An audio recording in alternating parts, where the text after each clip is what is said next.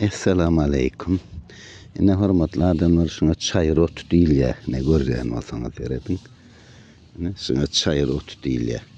Şu çayır otunu hayvanlarım kelle tağırı ýýär. Şunu pişigine ünüs berseňiz pişikler kelle tağırsa gelip şunu ýýärler.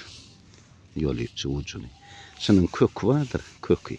Şunun köküni alagatdan nimene edin? Çukurrak piýlilen köýäňiz desin, köküni alýaňyz ne kökü. Şu kökünü gaynadyp içseňiz beýnidäki çiş keseli vardır, rak keseli. Şonu aýyrýa içip ýörseňiz çay hükümde hawa.